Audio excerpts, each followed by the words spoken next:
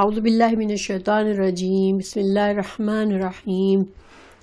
تلک الرسل فضلنا بعضهم على بعض منهم من کلم اللہ ورفع بعضهم درجات وآتینا عیسی ابن مریم البینات وأیدناہ بروح القدس وَلَوْ شَاءَ اللَّهُ مَا اقْتَتَلَ الَّذِينَ مِن بَعْدِ مَا جَاءَتْهُمُ الْبَيِّنَاتُ وَلَكِنِ اخْتَلَفُوا فَمِنْهُم مَّنْ آمَنَ وَمِنْهُم مَّن كَفَرَ وَلَوْ شَاءَ اللَّهُ مَا اقْتَتَلُوا وَلَكِنَّ اللَّهَ يَفْعَلُ مَا يُرِيدُ۔ ترجمہ ہے آیت کا، یہ رسول ہیں جن میں سے ہم نے بعض کو بعض پر فضیلت دی۔ ان میں سے بعض وہ ہیں جن سے اللہ تعالیٰ نے بات چیت کی اور بعض کے درجات، بعض کے درجے بلند کیے۔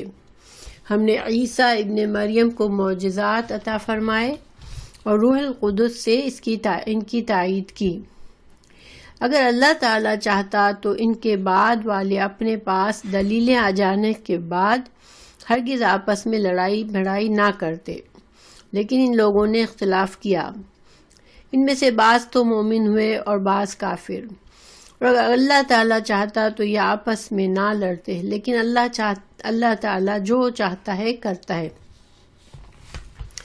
تو اس آیت میں اللہ سبحانہ تعالیٰ نے اس آیت کا ہم پیچھے سے دیکھتے ہیں، پیچھے اللہ تعالیٰ نے کچھ باتیں ہمیں بتائی کہ اللہ سبحانہ تعالیٰ قوموں کو، ایک قوم جب ظالم ہو جاتی ہے تو اس کو دوسری قوم کے ذریعے سے اس ظالم قوم کو ختم کر کے نئی قوم کو لاتا ہے۔ تو اب یہاں پر ہمیں اس آیت کے اس کنیکشن سے ہمیں ایسا لگتا ہے کہ چونکہ اللہ تعالیٰ نے بندوں کو اکیلا نہیں چھوڑا، ہدایت کے بغیر نہیں چھوڑ دیا۔ اللہ سبحانہ تعالیٰ نے ہمیں حضرت آدم علیہ السلام کو جب سے دنیا میں بھیجا، جب سے بتا دیا کہ رسول آئیں گے اللہ کے، اور تم جو بندے رسولوں کے پیغام کو قبول کریں گے اور اللہ سے جڑ جائیں گے تو وہ کامیاب ہوں گے، لیکن جو رسولوں کی بات نہیں مانیں گے، رسولوں کو جھٹلائیں گے، وہ جہنم میں جائیں گے، وہ اللہ کے بتائے ہوئے راستے پر نہیں چل سکیں گے۔ تو اب یہاں پر اللہ سبحانہ تعالیٰ رسولوں کے بارے میں بتا رہے ہیں کہ اللہ نے تو کئی رسول بھیجے، اور سورہ بقرہ میں رسالت پر ایمان لانے کے کئی مقامات پر وضاحت کی گئی ہے، کیونکہ ایمان ہم کب لائیں گے اللہ پر؟ رسولوں پر ایمان لانا ضروری۔ اگر رسولوں پر ایمان ہوگا تو پھر انسان اللہ پر ایمان لائے گا، کیونکہ رسول اللہ کے وہ بندے ہیں جو اللہ کا پیغام پہنچاتے ہیں بندوں تک۔ تو سورہ بقرہ کے میں جو ہے شروع میں ہی بتا دیا تھا اللہ سبحانہ تعالیٰ نے کہ مفلحین اور متقین جو کامیاب ہونے والے بندے ہیں وہ ہیں وہ جو کہ آپ صلی اللہ علیہ وسلم پر جو نازل ہوا اس پر بھی ایمان لاتے ہیں، اور جو آپ سے پہلے کے انبیاء پر نازل ہوا اس پر بھی ایمان لاتے ہیں۔ اس کے علاوہ اللہ سبحانہ تعالیٰ نے حضرت آدم علیہ السلام کو جب زمین پہ بھیجا تو آیت 29 میں ہمیں بتایا کہ پیغمبر اللہ تعالیٰ اپنی طرف سے ہدایت بھیجیں گے اب، اور انسان کو اب دنیا میں رہنا ہے، حضرت آدم علیہ السلام سے ان کی نسل چلے گی، اور اللہ تعالیٰ بندوں کی ہدایت کے لیے انبیاء بھیجتا رہے گا، اور جو لوگ انبیاء کی بات مانیں گے وہ کامیاب ہوں گے، اور جو انبیاء کو جھٹلائیں گے وہ جہنم میں جائیں گے۔ اسی طرح پھر مومنوں کو آیت 136 میں فرمایا گیا کہ تم کہو کہ ہم ایمان لائے جو کچھ ہم پر نازل ہوا اور جو دوسرے انبیاء پر کو دیا گیا۔ مومنوں پر یہ واضح کر دیا کہ تمام انبیاء پر ایمان لانا ضروری ہے، بار بار یہ بات کہہ کر کہ رسول اللہ صلی اللہ علیہ وسلم ہمارے نبی ہیں، ہم ان کی تعلیمات پر عمل کرتے ہیں، ان کی باتوں کے مطابق ہم زندگی گزارتے ہیں، یہ ہماری شریعت ہے۔ مگر ایمان لانا تمام انبیاء پر یہ لازمی ہے۔ اور ایمان کیا ہونا چاہیے رسولوں کے بارے میں؟ کہ رسول جو ہیں وہ اللہ کے چوز کیے ہوئے بندے ہوتے ہیں، اللہ تعالیٰ کے منتخب کیے ہوئے بندے ہوتے ہیں، جو کہ اللہ ان کو فرشتوں کے ذریعے اپنا پیغام بھیجتا ہے۔ اور یہ رسولوں کا جو مشن ہوتا ہے وہ کیا ہوتا ہے؟ بندوں کو اللہ سے جوڑنا، ان کو توحید کا پیغام دینا اور ہدایت اور گمراہی کے راستے کو واضح کرنا، یہ کام ہوتا ہے انبیاء کا۔ اور ہم سے کہا گیا کہ تمام انبیاء پر ہمیں ایمان لانا ہے، گویا کہ ہمیں یہ یقین رکھنا ہے کہ اللہ کے تمام جو اتنے بھی انبیاء تھے وہ اسی مشن کے غرض سے آئے، اور یہ اللہ کے چوز کیے ہوئے بندے تھے۔ ان کی عزت کرنا، ان پر ایمان لانا اور ان کے بارے میں اچھا گمان رکھنا، یعنی کہ ان کے بارے میں یقین رکھنا کہ وہ اللہ کا پیغام لے کر آئے تھے، تو یہ ہمارے لیے ضروری ہے۔ حال بدتر شریعت تو ظاہر ہے ہم رسول اللہ صلی اللہ علیہ وسلم کی مانتے ہیں۔ اب یہاں پر اللہ تعالیٰ بتا رہے ہیں کہ یہ تو تھا کہ اللہ سبحانہ تعالیٰ نے تو انبیاء بھیجے، اور پھر اللہ تعالیٰ نے مختلف انبیاء کو ان کے وقت کے لحاظ سے، ان کے کن لوگوں سے ان کا واسطہ تھا، کیا زمانہ تھا، انسانیت کس دور میں اس وقت تھی، کتنی ترقی یافتہ تھی، ان سب باتوں کے مد نظر اللہ تعالیٰ نے انبیاء کو فضیلت دی، مختلف انبیاء کو مختلف قسم کی خصوصیات دیں، کچھ کو مختلف معجزے دیے۔ تو یہ اللہ کی حکمت کی وجہ سے تھا۔ اللہ سبحانہ تعالیٰ چونکہ خالق ہے، وہ جانتے ہیں کہ کس زمانے میں کس نبی کو کس طرح سے پبلک سے لوگوں کو میسج پہنچانا ہے، اور کن چیزوں کی ضرورت ہے جس سے وہ لوگوں کے دلوں میں ایمان جگا سکے۔ تو اللہ تعالیٰ یہاں پر ہم اس روشنی میں ہم پڑھتے ہیں ان آیت کو، تلکا یہ الرسل، رسول کی جمع ہے رسول، یہ رسول ہیں، فضلنا فضیلت دی ہم نے، بعدہم ان میں سے بعض کو علی بعد اوپر بعض کے۔ اللہ تعالیٰ فرما رہے ہیں کہ یہ انبیاء کرام اللہ سبحانہ تعالیٰ کے رسول ہیں، جن میں سے اللہ تعالیٰ نے بعض کو بعض پر فضیلت عطا فرمائی۔ منہم ان میں سے، من وہ ہیں جو کلمہ کلام کیا اللہ نے، ورفع اور بلند کیا، بعدہم ان میں سے بعض کو درجوں میں۔ تو اللہ تعالیٰ فرما رہے ہیں کہ کسی کو کیا خوبی دی کہ اس کے ساتھ اللہ سبحانہ تعالیٰ نے کلام کیا، تو یہ حضرت موسیٰ علیہ السلام کی خاص فضیلت تھی۔ ویسے تو معراج کے موقع پر صلی اللہ علیہ وسلم سے بھی اللہ سبحانہ تعالیٰ نے کلام فرمایا، لیکن موسیٰ علیہ السلام کلیم اللہ کہلاتے، اس لیے موسیٰ علیہ السلام سے دنیا میں اللہ نے کلام فرمایا۔ اور اللہ تعالیٰ فرمایا کہ بلند کیے کچھ کے درجات دوسروں پر، جیسے اللہ تعالیٰ نے بعض انبیاء کو زیادہ فضیلت دی بعض کے مقابلے میں، جیسے ہمارے رسول اللہ صلی اللہ علیہ وسلم خاتم النبی ہے، آخری رسول ہیں، اور اب قیامت تک کوئی اور رسول نہیں آئے گا، کوئی اور نبی نہیں آئے گا۔ تو اور اللہ سبحانہ تعالیٰ نے آپ کو امام بنایا تمام انبیاء کا، تو یہ آپ صلی اللہ علیہ وسلم کا درجہ ہے کہ اللہ نے ان کو یہ درجہ دیا، ٹھیک ہے۔ وَآتَيْنَا اور دی ہم نے عیسیٰ علیہ السلام کو، عیسیٰ ابن مریم، عیسیٰ علیہ السلام کا ہمیشہ اللہ سبحانہ تعالیٰ پورا نام لیتے ہیں کہ عیسیٰ ابن مریم تھے، ان کی ماں کی طرف ان کی نسبت کی جاتی ہے، گویا یہ ایک ثبوت ہوتا ہے کہ حضرت عیسیٰ علیہ السلام کے باپ نہیں تھے، اس لیے کہ عام طور پر باپ ہی کے طرف نسبت کی جاتی ہے، مگر حضرت عیسیٰ کا ہمیشہ اپنی ماں کے ساتھ نام آیا قرآن میں۔ تو عیسیٰ ابن مریم کو اللہ سبحانہ تعالیٰ فرما رہے ہیں کہ ہم نے دی البینات، روشن نشانیاں، معجزات، بہت واضح معجزات دیے ان کو، وَأَيَّدْنَاهُ، اور ان کی تائید کی، مدد کی ان کی، بروح القدس، روح القدس، روح کا مطلب ہوتا ہے روح، جو ہماری بھی روح ہوتی ہے، ایک ذی جان جس کے اندر جان ہے، اور قدس پاک، پاک روح سے اللہ نے، یعنی کہ حضرت جبرائیل کو روح القدس کہتے ہیں، یہ ان کا لقب ہے۔ تو اللہ نے، قدس جو ہے اللہ سبحانہ تعالیٰ کے ناموں میں سے ایک نام ہے، تو یعنی اللہ کی طرف سے ایک روح، یعنی کہ حضرت جبرائیل علیہ السلام۔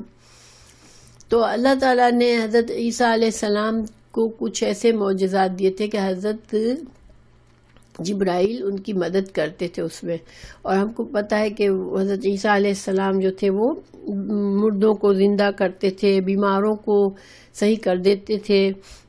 ان کے معجزات جو تھے وہ بہت واضح قسم کے معجزات تھے کہ انسان مطلب یہ کہ انسان حیران رہ جائے کہ یہ تو واقعی میں انسانی کام نہیں ہے۔ پھر وَلَوْ شَاءَ اللَّهُ، اور اگر، وَلَوْ، اور اگر، شاء چاہتا، اللہ، مقتتل، نہ قتل کرتے، نہ باہم لڑتے، ٹھیک ہے، نہ ایک دوسرے سے لڑتے، الذین، وہ لوگ، من سے، بعدہم، ان انبیاء کے آنے کے بعد، کیونکہ من بعد، اس کے بعد، ما، جو، جاءتہم، آ گئی ان کے پاس، البینات، کھلی نشانیاں۔ تو انبیاء جو کہ کھلا پیغام لائے، واضح پیغام لائے اللہ کی طرف سے، توحید کا پیغام لائے، رسالت کا، آخرت کی سب بتایا انسانوں کو۔ تو اب وہ سب ہدایت کا پیغام مل جانے کے بعد لوگ جو ہے وہ ایک دوسرے سے لڑتے جھگڑتے نا، لیکن اصل حقیقت کیا ہوئی کہ انبیاء کے بعد بھی جب لوگ، جیسے ہر نبی کے بعد کچھ عرصے کے بعد لوگ گمراہ ہوئے اور انہوں نے اپنے نبی کو کی شان میں بہت غلو کیا، اور دوسرا جو بعد کے آنے والے نبی کو جھٹلایا، جیسے حضرت موسیٰ علیہ السلام کے ماننے والوں نے جب حضرت عیسیٰ علیہ السلام آئے تو ان کو نہیں مانا، ان کو نبی نہیں مانا۔ تو حالانکہ حضرت موسیٰ علیہ السلام کی تورات کے اندر بھی ہر کتاب میں اللہ نے آنے والے انبیاء کی پیشین گویاں بھی کی تھی، لیکن اور ان کو پتہ بھی چل جاتا تھا، واضح معجزات کے بعد حضرت عیسیٰ علیہ السلام کی پیدائش بھی معجزے کے طور پر ہوئی تھی، اور ان کو پتہ تھا، لیکن اس کے باوجود انہوں نے جھٹلایا اور اپنی بات پر اڑے رہے، اور پھر یہودی کہلائے، یہودی بن گئے۔ حضرت عیسیٰ علیہ السلام کے بعد جب رسول اللہ صلی اللہ علیہ وسلم آئے تو لوگوں کو چاہیے تھا کہ وہ اب رسول اللہ صلی اللہ علیہ وسلم کو نبی مان لیتے، اور چونکہ وہی میسج وہ بھی لائے تھے، تمام انبیاء توحید کا میسج لائے، ایک اللہ کا میسج لائے، اور اللہ کے بتائے ہوئے طریقے پر چلنے کا میسج لائے، ہدایت گمراہی کو واضح کرنے کے لیے آئے۔ تو ہونا تو یہ چاہیے تھا کہ ہر نبی کے بعد دوسری جب امت کے اندر کچھ، دیکھیں وقت کے ساتھ ساتھ انسان بھول جاتا ہے، صحیح تعلیمات سے ہٹ جاتا ہے، اور اللہ سبحانہ تعالیٰ نے قرآن اور حدیث کی تو حفاظت بھی فرمائی، لیکن پچھلی کتابیں بھی وقت کے ساتھ ساتھ ضائع کر دی گئی، تو پھر لوگ اصل دین کو بھول گئے۔ اللہ تعالیٰ نے اور انبیاء بھیج کے ان کو ریفریش کیا، اپنی تعلیمات کو نئے سرے سے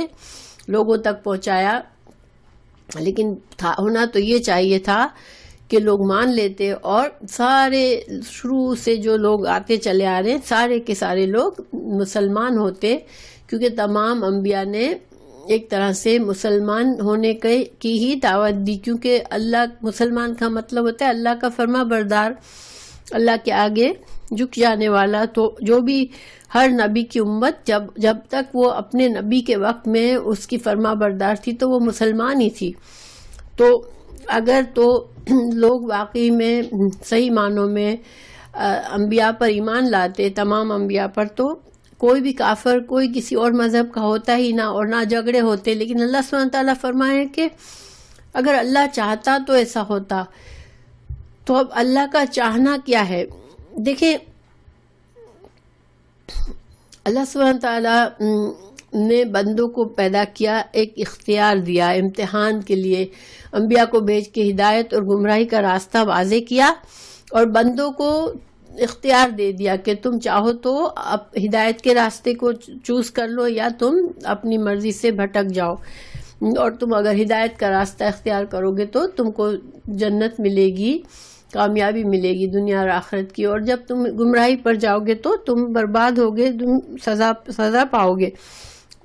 تو یہ اللہ کی مشیت تھی، اللہ کا چاہنا تھا، اور یہ حکمت کی بنا پر تھا. دیکھیں، انسان کو دنیا میں امتحان ہی کے لیے پیدا کیا گیا ہے، تاکہ اس امتحان سے پاس ہونے والوں کو اللہ تعالیٰ ایک اچھا اجر دے، جنت جیسی زندگی دے اس کو. تو اللہ کے یہ نہیں ہے کہ اللہ چاہتا تھا کہ لوگ گمراہ ہو جائے. ٹھیک ہے، اس آیت سے اگر ہم لفظی ترجمہ دیکھیں تو ایسا لگتا ہے کہ اگر اللہ چاہتا تو پھر یہ گمراہ ہو کر ایک دوسرے سے لڑتے نہ. لیکن اصل میں اللہ کا چاہنا کہ کیا ہے کہ ایک تو اللہ کی مشیت اور حکمت ہے، ٹھیک ہے، اور ایک ہے اللہ کی رضا. اللہ کی رضا اور اللہ کی خوشی کس چیز میں ہے؟ کہ تمام لوگ ہدایت کے راستے پر چلے. اسی لیے تو اللہ تعالیٰ نے انبیاء بھیجے، اللہ تعالیٰ نے اتنے واضح طور پر اللہ تعالیٰ نے اپنی کتابیں بھیجی کہ لوگ ہدایت پا جائیں. تو اللہ کی رضا تو یہی ہے، ٹھیک ہے. اب ایک کہ اللہ کی حکمت اور مشیت، وہ کیا ہے کہ اللہ نے کسی کو زبردستی کسی کے دل میں ایمان نہیں ڈالا، بس واضح کر دیا انبیاء کے ذریعے، کتابوں کے ذریعے حق کو واضح کر دیا. اس کے بعد لوگوں کو ان کے اختیار پر چھوڑ دیا کہ اب وہ جو چاہیں کریں. یہ اللہ کی مشیت اور حکمت ہے. تو یہاں پر اسی کی بات کی جا رہی ہے کہ اگر اللہ چاہتا تو بائی فورس سب کو مسلمان ہی کر دیتا. یہ جو مشیت رکھی، جو حکمت رکھی اور اختیار ہی نہ دیتے. جیسے دیکھیں، جانوروں کو کوئی اختیار نہیں ہے کہ وہ ہدایت چوز کرے یا گمراہی چوز کرے، ہم انسانوں کو ہے. تو اللہ چاہتا تو یہ اختیار نہ دیتا، بس ہر انسان کو بس نیکی بنا دیتا. جیسے فرشتے ہیں، فرشتوں کے پاس اختیار نہیں ہے کہ وہ نیک بنے یا بد بنے، بس ان کی فطرت میں صرف نیکی ہی ہے، صرف اللہ کی فرما برداری ہے. تو اللہ چاہتا تو بندوں کو بھی ایسا کر دیتا، مگر یہ اللہ کی حکمت اور مشیت کے خلاف تھا. اللہ کی حکمت یہ تھی کہ لوگوں کو اللہ سبحانہ تعالیٰ موقع دے، اپنی طرف سے ہدایت چوز کرنے کا موقع دے. تو اب یہاں پر اللہ سبحانہ تعالیٰ فرما رہے ہیں کہ ان میں سے کچھ لوگوں نے انبیاء کی بات مانی اور ایک نبی کے بعد دوسرے نبی پر ایمان لائے اور مسلمان ہو گئے، لیکن بہت سے اکثریت نے کیا کیا کہ نہیں مانے. اور پھر اللہ تعالیٰ فرما رہے ولو، اور اگر چاہتا اللہ شاء اللہ مقتتلوا، نہ یہ باہم لڑتے، ولیکن لیکن اللہ یفعل چاہتا کرتا ہے ما یرید جو وہ چاہتا ہے. تو اللہ کا چاہنا یہاں پر کیا ہے کہ اللہ کی مشیت اور حکمت ہے کہ اللہ نے اختیار دیا ہے بندے کو. تو اس آیت سے ہمیں کچھ باتیں پتہ چلتی ہیں، وہ یہ کہ انبیاء کے اندر فضیلت میں فرق ہے. بعض انبیاء کو اللہ نے کچھ فضیلت دی ہے، بعض کو ایک دوسرے پر درجات میں بھی فرق ہے. لیکن ہم لوگوں کو رسول اللہ صلی اللہ علیہ وسلم نے کیا فرمایا؟ ایک حدیث ہے، لا تخیرونی من بین الانبیاء، تم مجھے انبیاء کے درمیان تم مجھے انبیاء کے درمیان فضیلت مت دو. تو اس کا کیا مطلب ہے؟ دیکھیں، آپ صلی اللہ علیہ وسلم کی فضیلت اپنی جگہ پر ہے، لیکن اصل طریقہ اور ادب کیا ہے، احترام کیا ہے انبیاء کا؟ کیونکہ انبیاء علیہ السلام اللہ کے چنے ہوئے بندے ہیں اور وہ ایک مشن سے آئے ہیں. تو ہمیں کیا کہا گیا کہ ہمیں جو ہے ان سب کی عزت کرنی اور ان سب پر ایمان لانا ہے کہ یہ اللہ کے انبیاء ہیں، اور ان سب کا ایک مشن تھا جو کہ وہ توحید کا پیغام لے کر آئے اور بندوں کے لیے ہدایت اور گمراہی کی وضاحت کرنے کے لیے آئے. تو ہمیں کیونکہ دیکھیں جب انسان کیا کرتا ہے کہ میرا نبی تو سب سے بہتر ہے، اب وہ اس کے لیے پھر جگڑتا ہے دوسروں سے، دوسروں کے انبیاء کو کمتر بتاتا ہے. تو ہمیں یہ چیز اسلام کے ایمان کے خلاف ہے. ٹھیک ہے، حضرت موسیٰ علیہ السلام بھی ہمارے لیے وہی عزت رکھتے ہیں جو اللہ کے ایک نبی کی عزت ہونی چاہیے. ہمیں ایمان ہے کہ وہ بھی اللہ کے سچے نبی تھے. حضرت عیسیٰ علیہ السلام کے بارے میں بھی ہمارے لیے یہی ہے، اور ہم کو اللہ سبحانہ تعالیٰ نے آیت 136 میں بھی ہم کہہ دیا کہ مسلمانوں تم کہو کہ ہم جو ہے تمام انبیاء پر ایمان لاتے ہیں. تو اور دوسری جگہوں پر بھی کہا گیا ہے کہ تم فرق مت کرو انبیاء کے درجات میں. تو مگر اس کا یہ مطلب نہیں ہے کہ اگر میں کہتی ہوں کہ یہ تمام انبیاء پر ایمان ہے میرا اور تمام اللہ تعالیٰ کے نبی تھے اور رسول اللہ صلی اللہ علیہ وسلم کو اللہ تعالیٰ نے انبیاء کا امام بنایا، اللہ تعالیٰ نے ان کو فضیلت دی کہ وہ قیامت تک کے انسانوں کے لیے نبی رسول ہیں، نبی ہیں، اور اللہ تعالیٰ اور اللہ کے اذن سے وہ قیامت کے دن اللہ تعالیٰ ان کو ہی شفاعت کبریٰ کا مقام دیں گے. تو اس کا یہ مطلب نہیں ہے کہ میں یہ نہیں کہہ سکتی ہوں. ٹھیک ہے، چونکہ یہاں پر اللہ تعالیٰ فرما رہے ہیں کہ مطلب یہاں پر رسول اللہ صلی اللہ علیہ وسلم فرما رہے ہیں کہ تم مجھے فضیلت مت دو دوسرے انبیاء کے مقابلے میں. اور آپ کو پتہ ہے کہ صحیح حدیث یہ بخاری کی حدیث ہے، اور صحیح حدیث پر بھی عمل کرنا ہمارے لیے اتنا ہی لازمی ہے جتنا قرآن پر. تو مطلب اس حدیث کا کیا ہے کہ ہم کمپیئر نہ کریں کہ اچھا تم عیسائی سے کہے کہ حضرت عیسیٰ سے تو ہمارے نبی اچھے تھے، یا عیسائی ہمیں کہے کہ نہیں ہمارے نبی تم سے زیادہ اچھے تھے. اس طرح کا جھگڑا نہیں ڈالنا، کیونکہ تمام نبی ہی اللہ کی طرف سے آئے اور ایک ہی مشن لے کے آئے. تو یہ اس کا مطلب یہ ہے. ٹھیک ہے، پھر یہ کہ ہمیں یہ بھی پتہ ہے کہ تمام انبیاء کے معجزات الگ طرح سے تھے، ان کے مقامات الگ تھے. حضرت عیسیٰ علیہ السلام مردوں کو زندہ کر دیتے تھے، اور وہ ان کے پاس بالکل بیمار کو ہاتھ لگا کر جو کوڑی کا مریض ہوتا تھا اس کو بھی صحیح کر دیتے تھے. حضرت موسیٰ علیہ السلام نے اللہ سے کلام کیا جو کہ بہت بڑی فضیلت ہے. تو یہ خاص ان کی فضیلت ہے. تو یہ چیزوں سے ہمارا ایمان ہے. لیکن اس کو جھگڑے کا مقصد، لیکن لوگ کیا کرتے ہیں، اصل مقصد کیا ہوتا ہے؟ دیکھیں جب انسان اپنے امام کے نام پر، اپنے نبی کے نام پر دوسروں سے لڑتا ہے تو اصل مقصد یہ نہیں ہوتا کہ وہ نبی کی شان میں ان کو اتنی محبت ہے اپنی نبی سے. اس کا اصل مقصد یہ ہوتا ہے کہ اپنی بڑائی ہوتی ہے کہ وہ ہم تو فضیلت والے لوگ ہیں کیونکہ ہمارے نبی سب سے فضیلت والے تھے. ٹھیک ہے، یہ مقصد سے سوچنا یہ غلط ہے کہ ہماری فضیلت بہت زیادہ ہے کہ ہم تو بھائی ہمارے نبی بڑے تھے، ہمارے نبی کی فضیلت بڑی تھی. کیونکہ پھر یہ تعصب آ جاتا ہے اور اس سے پھر جھگڑے اور فساد ہوتے ہیں. اور اسی طرح دیکھیں تنگ نظری اور تعصب کا ہی نتیجہ ہے کہ مسلمانوں کو اب ایک ہی رسول کو مانتے ہیں تو پھر اب جھگڑے کس لیے کرتے ہیں؟ اپنے اپنے امام کے لیے جھگڑے کرتے ہیں، اپنے اپنے پیر مرشد جس کو بھی فالو کرتے ہیں اس کو فضیلت دے کر اپنے آپ کو ان کی نسبت کی وجہ سے اپنے آپ کو دوسروں سے بہتر سمجھتے ہیں اور اس پر جھگڑے کرتے ہیں. تو یہ طریقہ غلط ہے. ٹھیک ہے، حضرت داؤد علیہ السلام کو اللہ نے زبور دی تو یہ بھی اللہ نے ان کی فضیلت بیان فرمائی ہے کہ ہم نے وَلَقَدْ فَضَّلْنَا بَعْضَ النَّبِيِّينَ عَلَى بَعْضٍ وَآتَيْنَا دَاوُودَ زَبُورًا. یہ آیت جو ہے یہ سورہ بنی اسرائیل کی آیت ہے. تو سورہ بنی اسرائیل میں حضرت داؤد کی فضیلت کیا بیان فرمائی اللہ نے کہ ان کو اللہ نے زبور دی تھی. تو بہرحال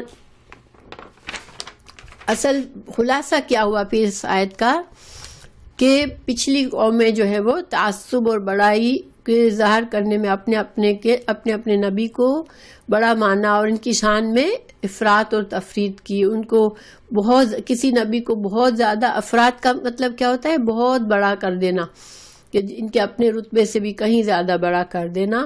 جیسے حضرت عیسیٰ علیہ السلام کو انہوں نے اللہ کے درجہ دے دیا، اللہ کے بیٹے کا درجہ دے دیا. اور تفرید کیا ہے کہ کسی نبی کو مانا ہی نہیں، ان کی اپنی حیثیت سے ہی گرا دیا. جیسے کہ یہودی بنے، انہوں نے حضرت عیسیٰ علیہ السلام کو نبی ماننے ہی سے انکار کر دیا، تو انہوں نے تفرید کر دی.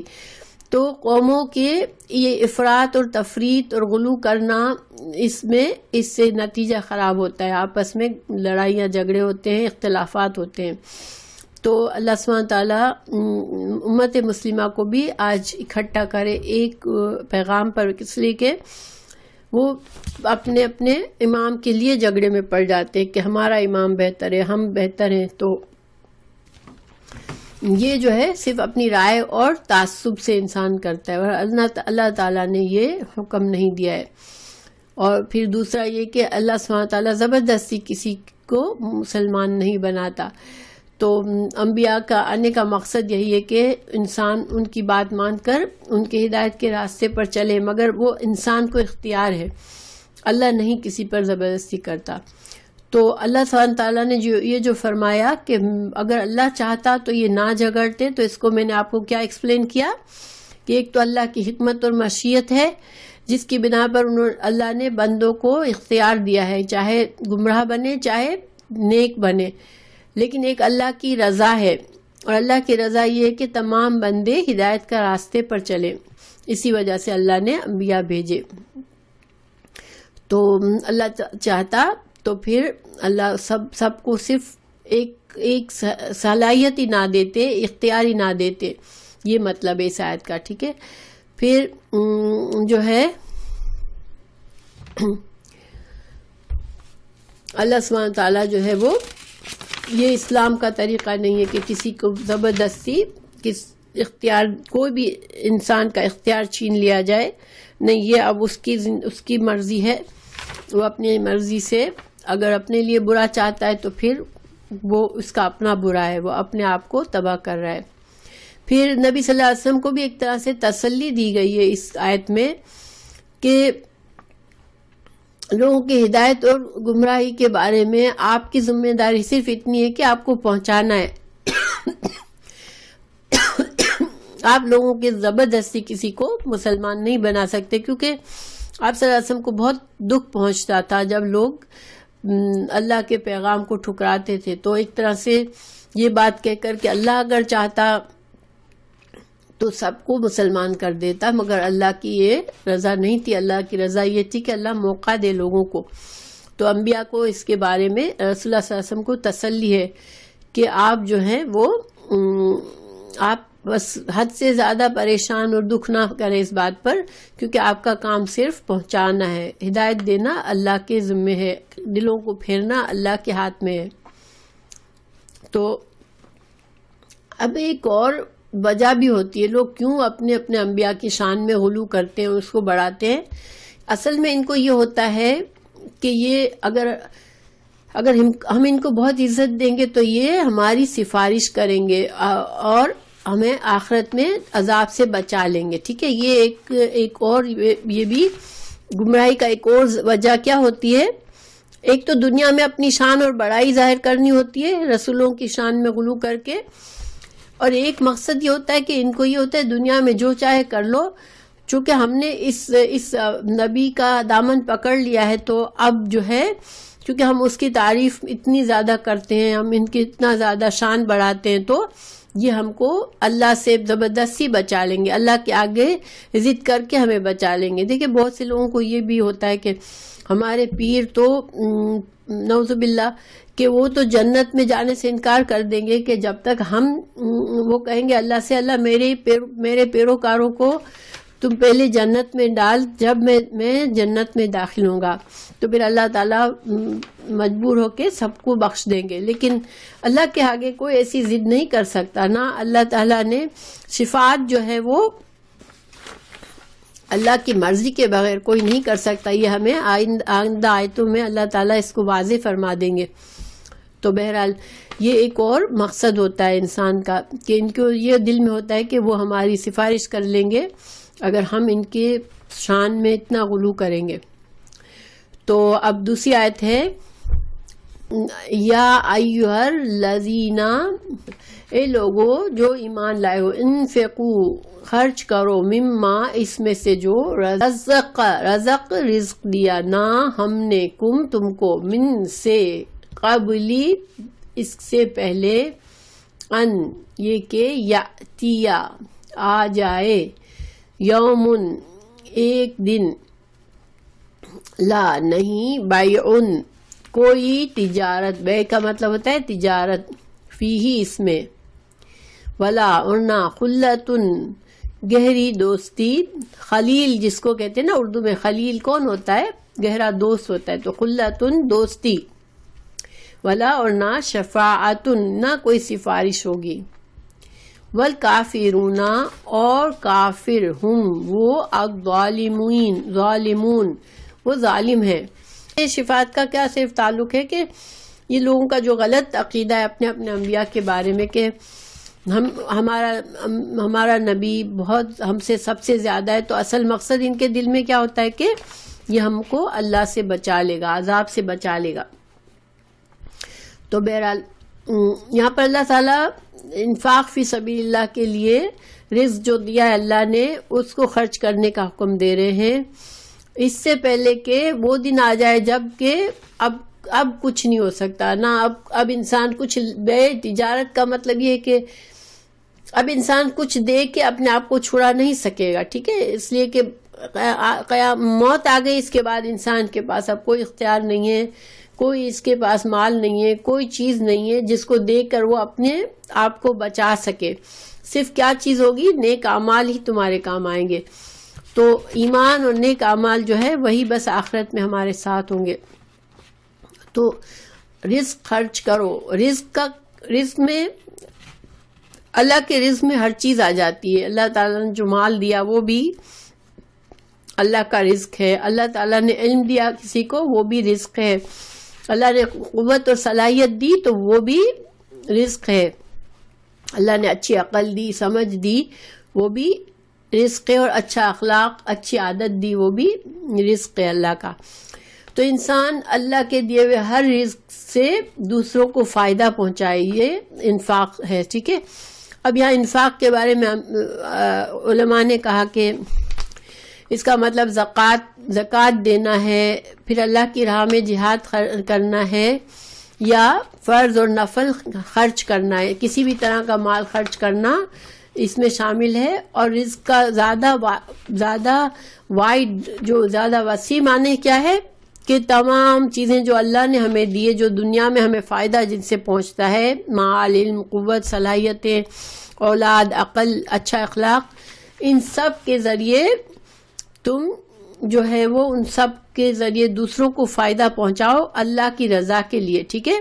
نیت کیا ہونی چاہیے کہ اللہ ہم سے راضی ہوگا، کیونکہ اللہ نے ہمیں یہ چیزیں دی ہے، یہ رزق دیا ہے، تو ہم اس کے ذریعے اللہ کی مخلوق کو بھی فائدہ پہنچائیں۔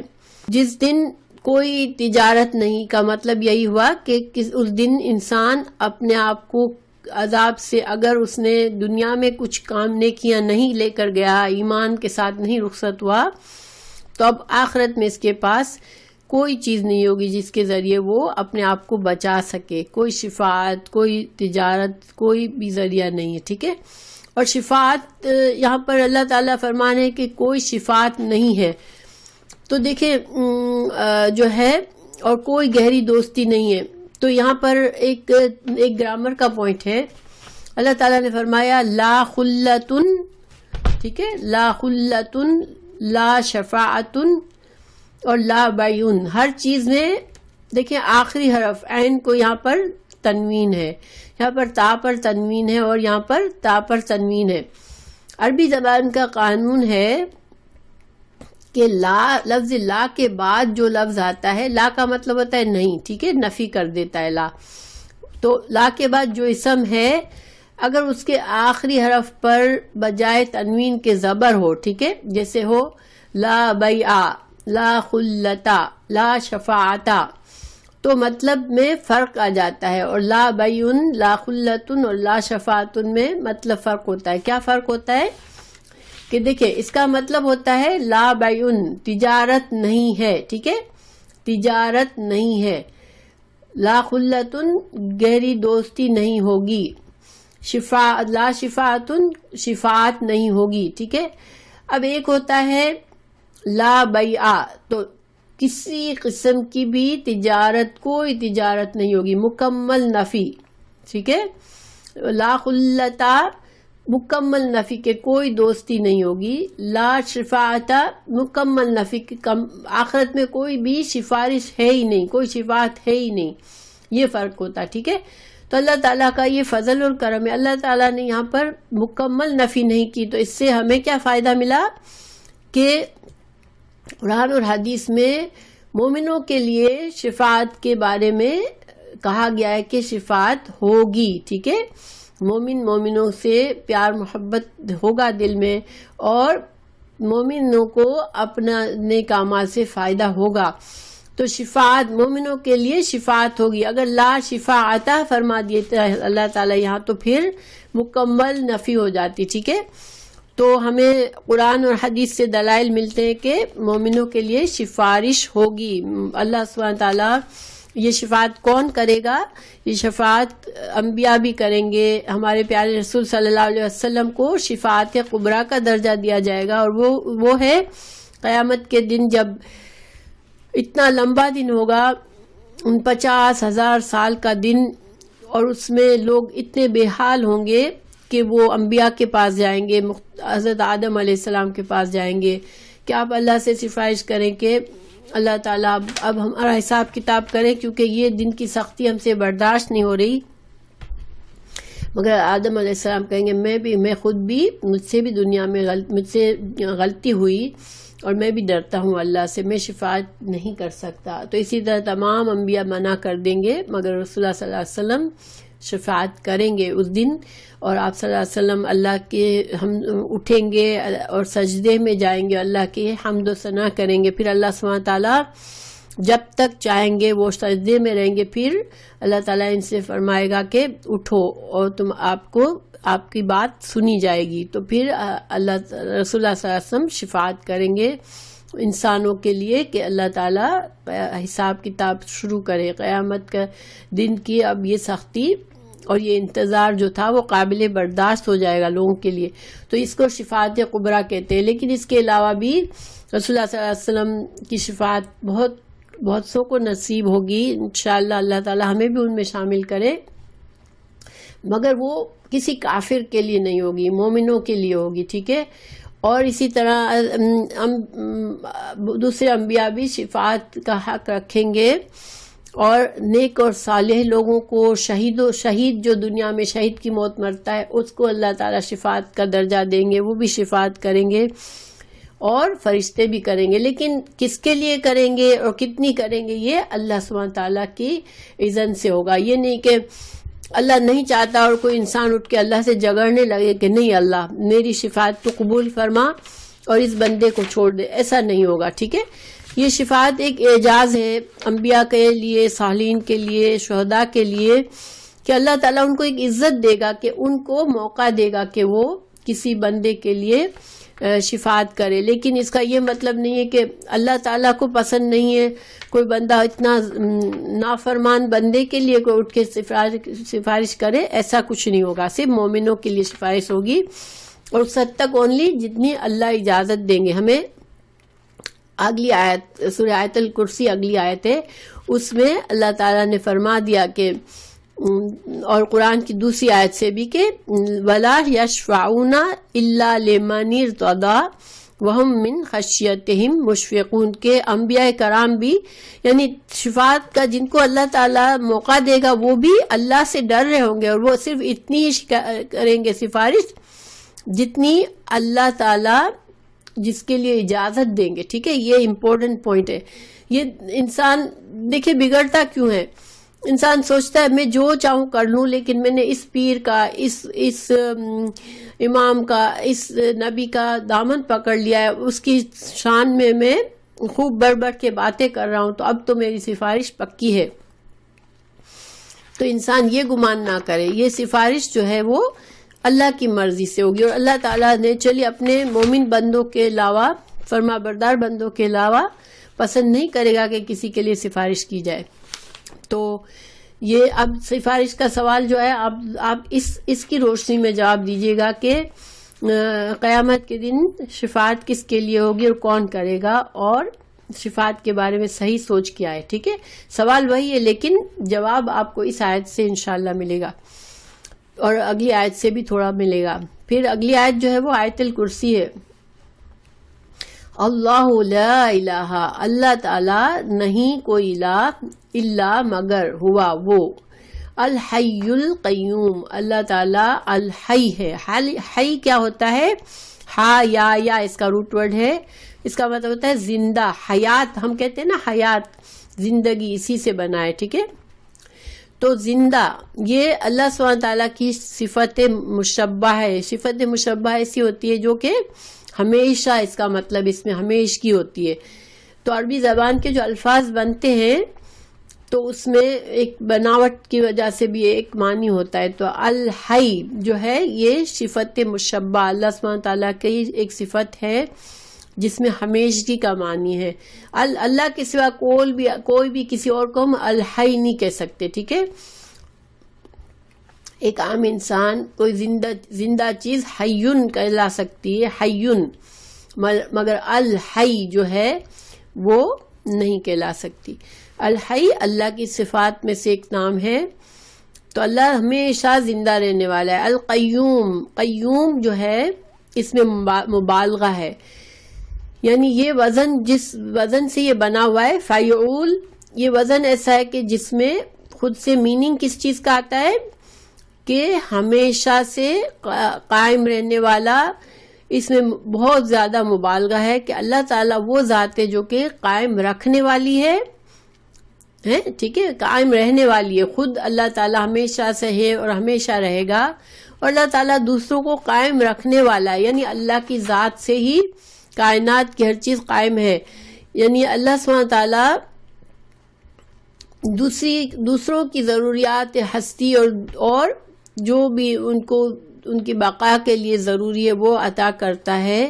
ان کا نشو و نما اور ان کے لیے ہر انسان اپنی بقا، اپنے قائم رہنے کے لیے اور اپنے نشو و نما کے لیے اللہ القیوم کا محتاج ہے. تو القیوم میں یہ سارا معنی ہے. ٹھیک ہے، اللہ لا الہ الا ہو الحی القیوم. لا نہیں، تاخذو نہیں اس کو پکڑتی، اخذا سے ہے. تاخذو ہو کا کیا معنی ہوتا ہے؟ ہو ضمیر ہے اس کو، اور یہ ضمیر کہیں نہ کہیں اشارہ کر رہی ہوتی ہے پیچھے. تو یہ ضمیر کہاں اشارہ کر رہی ہے؟ اللہ کی ذات کی طرف، کہ اللہ سبحانہ تعالیٰ کو کوئی ذات، کوئی چیز نہیں پکڑ سکتی. یعنی نہیں پکڑ سکتی. کیا چیز نہیں پکڑ سکتی؟ سنتن کہتے ہیں اونگ آ جانا، غنودگی طاری ہو جانا.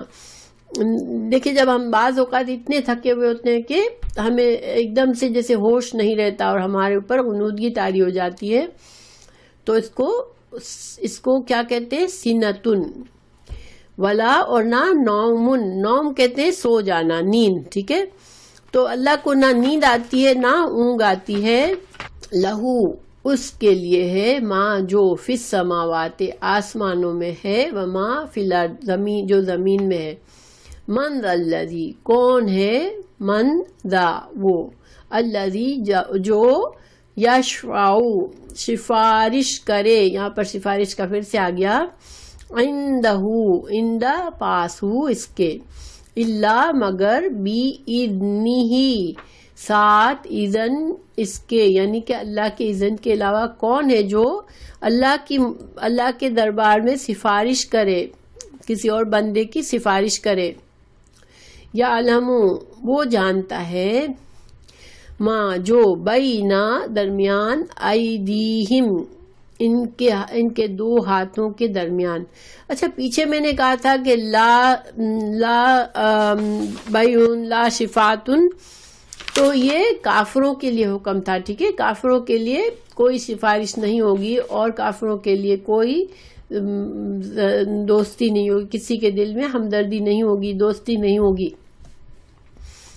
وہ حکم ایمان والوں کے لیے نہیں تھا. ایمان والوں کے لیے شفاعت ہے، مگر اتنی جتنی اللہ کا اذن ہو، وہ کرے گا جس کو اللہ اجازت دے گا. ٹھیک ہے، تو اللہ تعالیٰ جانتا ہے جو بین ایدیہم، جو ان کے دونوں ہاتھوں کے درمیان ہے، وما خلفہم، جو ان کے پیچھے ہے. اب یہ چاہے انسان سمجھ لیں چاہے فرشتے سمجھ لیں، لیکن جو بھی پاسٹ میں ہے، جو بھی ہمارے سامنے ہے، جو بھی آنے والا ہے، ہر چیز کا علم اللہ کو ہے. ٹھیک ہے، اور ولا اور نہ، یحیطو احاطہ کرنا ہے، اسی لفظ سے بنا ہے حایاتا، نہیں احاطہ کر سکتے بشیء ساتھ کسی چیز کے، من سے، علم ہی اس کے علم سے، الا مگر، بما ساتھ اس کے، جو شاء وہ چاہے. اللہ کا علم کامل ہے، ہر چیز پر ہر چیز کو گھیرے ہوئے ہے. باقی جو انسان ہے وہ ان کو صرف اتنا علم ہوتا ہے جو کہ اللہ تعالیٰ کے اذن سے جن کو علم ملا تھا. ان انبیاء کا علم بھی اسی حد تک ہے جتنا اللہ نے ان کو دیا. فرشتوں کا علم بھی اتنا ہی ہے جتنا ان کو اللہ نے دیا. یہ جب ہم حضرت آدم علیہ السلام کا واقعہ ہم نے پڑھا تو فرشتوں نے کیا کہا تھا؟ سبحانک لا علم لنا الا ما علمتنا، یا اللہ تو پاک ہے، ہمارا تو کوئی علم نہیں ہے، صرف اتنا ہی ہے جتنا تو نے ہمیں دیا. تو یہ ہمارے پاس دلیل بھی ہے کہ ایون فرشتے بھی صرف اتنا علم رکھتے ہیں جتنا اللہ نے ان کو دیا. اللہ کا علم کامل ہے، ہر چیز پر احاطہ کیے ہوئے ہے. وسیع ہے، کرسی یہو اس کی کرسی، السماوات آسمانوں میں، والارض اور زمین میں، ولا یعودہ اور نہیں تھکاتی اس کو، حفظہما ان دونوں کی حفاظت. اور اللہ کی کرسی کیا ہے؟ تو اس کے بارے میں مختلف لوگوں نے مختلف رائے بتائی کہ یہ اللہ سبحانہ تعالیٰ کے پیر رکھنے کی جگہ ہے. جیسے جب انسان ایک چیئر پہ بیٹھتا ہے تو اس کے پیر جہاں پر رکھے ہوئے ہوتے ہیں کسی سٹینڈ پر، وہ ہے. کسی نے کہا یہ کرسی ہے. بہرحال صحیح عقیدہ یہ ہے کہ اللہ سبحانہ تعالیٰ کی کرسی ہے. اب کیسی ہے یہ اللہ جانتا ہے، اللہ کا علم ہے. لیکن اللہ کا عرش بھی ہے اور اللہ کی کرسی بھی ہے، مگر اس کی کیفیت اللہ ہی جانتا ہے. اللہ نے ہمیں جتنا بتا دیا ہم اللہ کی صفات کو اسی طرح لیتے ہیں کہ اللہ نے بتایا کہ اللہ کی کرسی ہے، تو پھر اللہ کی کرسی اب کیسی ہے، اس کی کیا شکل ہے، اس کی کیا مقصد ہے، یہ اللہ جانتا ہے. لیکن اس کی وسعت اللہ تعالیٰ فرما رہے ہیں کہ اتنی ہے کہ آسمانوں اور زمین کے اوپر چھائی ہوئی ہے. ٹھیک ہے، ولا یعودہ اور نہیں تھکاتی اس کو، حفظہما ان دونوں کی یہ تثنیہ ہے، یعنی زمین اور آسمان کا تمام نظام چلانے میں اللہ سبحانہ تعالیٰ تھک نہیں جاتے. اللہ کو یہ چیزیں تھکاتی نہیں ہیں، اللہ کو کوئی چیز نہیں تھکا سکتی. وہوا اور وہ العلی اور وہ بلند ہے. علی یہ صفت ہے اللہ سبحانہ تعالیٰ کی، عالی شان ہے اللہ تعالیٰ. بزرگ ہونے کے معنی میں بھی ہے اس کا، اور یہ اللہ کے اسماء الحسنی میں سے ایک نام ہے. اور بلند مرتبہ اللہ کا جو ہے وہ رفیع القدر ہے، یعنی بلند مرتبہ ہے. اور یہ وہ ذات جو اس سے کہیں برتر ہے، جو کہ وصف بیان کرنے والوں کا وصف بلکہ عالموں کا علم بھی اس کی احاطہ کر سکے. یعنی اللہ کی ذات اتنی اعلیٰ ہے کہ انسان اگر اللہ کی تعریف، اللہ کی وصف بیان کرنا چاہے تو نہیں کر سکتا، وہ اس سے برتر اور بالا ہے. اب یہ آیت الکرسی ہے، اور یہ آیت الکرسی کی بڑی فضیلت آئی ہے. یہ جو ہے وہ حدیث سے ہمیں پتہ چلتا ہے کہ یہ قرآن کی سب سے بڑی، سب سے عظیم آیت ہے. ٹھیک ہے، اور اس کو پڑھنے والا، رات کے وقت پڑھنے والا شیطان کے تحفظ، شیطان سے بچا رہتا ہے. یعنی کہ اگر انسان سونے سے پہلے پڑھ لے تو پھر شیطان اس کے اوپر اثر نہیں کرتا. اور ہر فرض نماز کے بعد اس کے پڑھنے کی بڑی فضیلت ہے. حدیث مجھے ابھی پوری زبانی یاد نہیں ہے، لیکن انسان کے لیے جنت میں داخلے کا سبب بن جاتا ہے اگر انسان ہر فرض نماز کے بعد یہ آیت الکرسی پڑھے.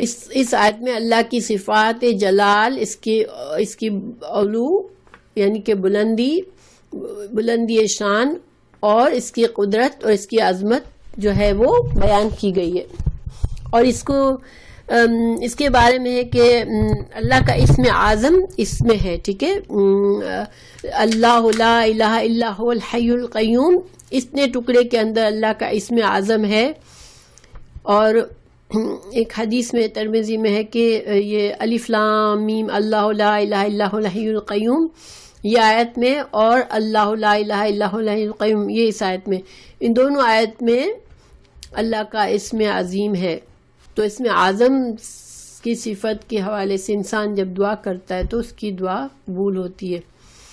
ویسے تو اللہ کی صفات کے ہم حوالہ دے کے اللہ سے اپنی صفات کے وسیلے سے دعا مانگنا یہ قبولیت کا ذریعہ ہوتا ہے. جیسے اللہ تو رحیم ہے، تو رحم فرما، اللہ تو غفور ہے، تو ہمیں بخش دے. اس طرح سے اللہ کی صفات کو استعمال کر کے ہم دعا مانگتے ہیں تو اس سے دعا قبول ہوتی ہے. پھر اللہ کے علاوہ کوئی معبود برحق نہیں، وہ تمام مخلوق کا تنہا معبود ہے. وہ ہمیشہ سے زندہ ہے اور زندہ رہے گا اور کبھی نہیں مرے گا. وہ قائم بنفس ہے اور تمام مخلوق سے بے نیاز ہے، اور تمام موجودات کو اسی نے پیدا کیا ہے، اسی نے انہیں باقی بھی رکھا ہے. اور اپنے وجود اور بقا کے لیے انہیں جن چیزوں کی ضرورت ہے، یعنی مخلوق کو جن چیزوں کی بھی ضرورت ہے، اللہ ہی انہیں وہ چیزیں دیتا ہے. نہ اللہ کو اونگ آتی ہے نہ نیند آتی ہے. دوسری جگہ پر قرآن میں فرمایا سورہ مریم میں کہ ان کل من فی السماوات والارض الا آتی الرحمن عبدا، کہ آسمان اور زمین کی تمام مخلوقات اللہ کے بندے ہیں. سورہ مریم 93. تو اللہ تعالیٰ کی اجازت کے بغیر کوئی بھی شفاعت نہیں کرے گا. یہ ہمیں یہاں پر دلیل ملتی ہے، ٹھیک ہے، کہ چاہے وہ انبیاء ہوں، چاہے فرشتے ہوں، چاہے کوئی نیک لوگ ہوں، شہید ہو، صالح ہو، مگر اللہ ہی کی اجازت سے سفارش کر سکیں گے. اور جیسے کہ صفات کبریٰ کے بارے میں نے بتایا، رسول اللہ صلی اللہ علیہ وسلم نے فرمایا کہ میں عرش کے نیچے آؤں گا اور سجدے میں گر جاؤں گا تو اللہ مجھے اسی حال میں چھوڑ دے گا جتنی دیر چاہے گا. پھر مجھ سے کہے گا کہ اپنا سر اٹھاؤ اور کہو، سنا جائے گا، اور شفاعت کرو، قبول کی جائے گی. یہ بخاری کی لمبی حدیث ہے مگر اس میں اس کا یہ ٹکڑا ہے. جیسے میں نے پہلے بتایا کہ تمام انبیاء منع کر دیں گے کہ نہیں، میں ڈرتا ہوں، میں نہیں سفارش کر سکتا، اور آپ صلی اللہ علیہ وسلم کریں گے. تو اچھا، اور یہ شفاعت جو ہے، جو اس میں کہا گیا کہ شفاعت ہوگی وہ اہل ایمان کے لیے ہوگی، اہل توحید کے. اللہ کو ایک جس نے مانا ہوگا، اب وہ گنہگار ہے تو اس کو امید ہے اس کی کسی خوبی کی وجہ سے اللہ تعالیٰ اس کے لیے شفاعت کا درجہ دے دے اور وہ بچ جائے. ابو ہریرہ رضی اللہ عنہ نے پوچھا، ایک حدیث ہے کہ حضرت ابو ہریرہ نے پوچھا کہ کون خوش بخت ہے جس کو آپ کی شفاعت نصیب ہوگی.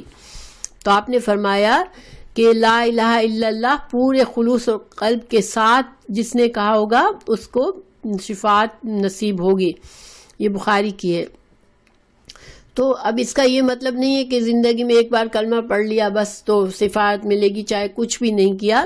کیونکہ کلمہ کو صحیح اخلاص سے پڑھنے کا مطلب یہ ہے کہ انسان اللہ کا اقرار کرتا ہے زبان سے، دل سے اور اپنے عمل سے. گویا کہ جب انسان اپنے عمل سے پورا ایمان لاتا ہے اللہ پر تو پھر اللہ کا فرما بردار بھی ہوتا ہے وہ، ٹھیک ہے. اب یہ نہیں کہ بس دھیان کہیں اور ہے اور بس انسان کہے میں کلمہ پڑھ لیتا ہوں ایک بار تو میں جہنم سے بچ جاؤں گا. انسان کو اس میں پورے اخلاص نیت کی ضرورت ہے اور پورے عمل کی کوشش کی ضرورت ہے. پھر ہر طرح کے شرک سے بچنا ہے. اور انسان جب اپنے نفس کی ہر طرح سے اپنے نفس پر چلتا ہے، اپنی خواہش پر چلتا ہے تو وہ بھی ایک شرک ہے، کیونکہ اپنے نفس کی عبادت کر رہا ہوتا ہے وہ. تو انسان کو شرک سے بچنا ہے، ہر طرح کے شرک سے بچنا ہے تو شفاعت ملے گی. اور علم بھی جو ہے اللہ سبحانہ تعالیٰ کو تمام اس میں ہمیں پتہ چلتا ہے کہ تمام مخلوقات کے ماضی، حاضر اور مستقبل کا علم جو ہے وہ اللہ کو ہے، ٹھیک ہے. اور فرشتوں، ایک جگہ قرآن میں بتایا کہ فرشتوں نے کہا ہم بغیر آپ کے رب کے حکم کے اتر نہیں سکتے، ہمارے آگے پیچھے اور ان کے درمیان کی کل چیزیں اس کی ملکیت ہیں اور آپ کا پروردگار بھولنے والا نہیں ہے. سورہ مریم 64 میں ہے یہ. اور دوسری جگہ فرشتوں نے فرمایا سورہ بقرہ 32 میں کہ لا علم لنا الا ما علمتنا، اے اللہ تیری ذات پاک ہے اور بے عیب ہے، ہمارے پاس کوئی علم نہیں سوائے اس علم کے جو تو نے دیا. تو یہ اللہ کے علم کی، اللہ کا ہی علم کامل ہے صرف. تو اللہ تعالیٰ ہی حفاظت فرماتا ہے تمام مخلوقات اور موجودات کی، ٹھیک ہے، اور اللہ سے چھپی ہوئی کوئی چیز نہیں ہے. تو انشاءاللہ یہ جو ہے آیت الکرسی اس کو یاد کرنا چاہیے. رات کو سونے سے پہلے پڑھنا ضروری ہے، پڑھنے کی عادت ڈالیں، ہر نماز کے بعد پڑھنے کی عادت ڈالیں، اور جب کبھی دل میں وسوسہ آئے تو اس کو پڑھیں، انشاءاللہ اس سے حفاظت ہوگی ہماری. لا اکراہ نہیں کوئی زبردستی فی الدین، دین میں. تو دین میں اللہ تعالیٰ نے انسانوں پر زبردستی نہیں کی، جیسے کہ ہم نے پہلے بھی پڑھا کہ اللہ تعالیٰ کی مشیت اور حکمت یہ کہ اللہ اختیار دیتا ہے، زبردستی نہیں کرتا. تو یہاں بھی یہی بات ہے کہ کوئی زبردستی نہیں ہے دین میں. دین میں داخل ہونے کے لیے کسی کے اوپر جبر نہیں ہے، ٹھیک ہے. قد تبینہ تحقیق بیان کی ہے، الرشد ہدایت، من الغی گمراہی سے. اللہ نے رسولوں کو بھیج کر اور کائنات میں نشانیاں رکھ کے ہدایت اور گمراہی کو واضح فرما دیا ہے اور لوگوں کو چوائس دے دیے. فمن یکفر پھر جو کفر کرے گا بالطاغوت، طاغوت کا، طاغوت کیا ہوتی ہے؟ ہر سرکش چیز، اس میں شیطان بھی آ جاتا ہے، اللہ کا سخت نافرمان اور حدوں کو توڑنے والا، اور خود کو بے نیاز، یعنی اللہ کی فرما برداری سے بے نیاز سمجھنے والا، اور جو اپنے آپ کو اس بڑا سمجھتا ہے کہ میں قابل ہوں میری عبادت کی جائے، یہ سب طاغوت ہے. شیطان تمام سرکس اور نافرمان فورسیں جو ہوتی ہیں، قوتیں ہوتی ہیں، وہ سب طاغوت ہے، ٹھیک ہے. جس نے طاغوت سے انکار کیا، یعنی کہ جس نے ہر اس چیز کا انکار کیا جو اللہ کی نافرمانی میں شامل ہوتی ہے، جو اللہ سے انسان کو اللہ سے دور کرتی ہے، وہ اور جو ایمان لائے باللہ اللہ پر، فقد استمسکا، فقد تو تحقیق استمسکا اس نے تھام لیا، پکڑ لیا مضبوطی سے. استمسکا مطلب ہوتا ہے مضبوطی سے تھام لینا، بالعروتی ایک کڑے کو، الوثقا مضبوط کڑے کو پکڑ لیا. دیکھیں انسان کو کبھی گرنے کا یا ڈر لگتا ہے، کوئی چیز پکڑ لیتا ہے تو اپنے آپ کو سیکیور کر لیتا ہے، ٹھیک ہے. تو اسی طرح انسان گمراہی میں پڑنے کا انسان کو ڈر ہوتا ہے جب تک کہ وہ اللہ کو مضبوطی سے نہ تھام لے، اللہ کے دین کو. اور یہ جو مضبوط کڑا کیا ہے؟ اللہ کا قرآن ہے، اللہ کے رسول صلی اللہ علیہ وسلم کی تعلیمات ہے. اگر جب تک ہم ان کو مضبوط نہیں تھامتے تو انسان جو ہے وہ خطرے میں ہوتا ہے. اور اگر ہم اللہ کے نافرمانی کے ہر کام کو دور کر دیں، جو بھی چیز ہمیں اللہ سے دور کرنے والی ہو اس کو ہم ہٹا دیں اپنے آپ سے، اور ہر طاغوت سے بچے، جو سرکش نافرمان لوگوں سے بچے، تو پھر ہم نے کیا کیا؟ اللہ کو پکڑ لیا، اللہ کی ہدایت کو پکڑ لیا، قرآن اور حدیث کو تھام لیا. تو پھر کیا ہوا؟ لا انفصام نہیں ٹوٹنا لہا اس کے لیے. واللہ اور اللہ تعالیٰ سمیع العلیم ہے، اللہ تعالیٰ سننے اور جاننے والا ہے.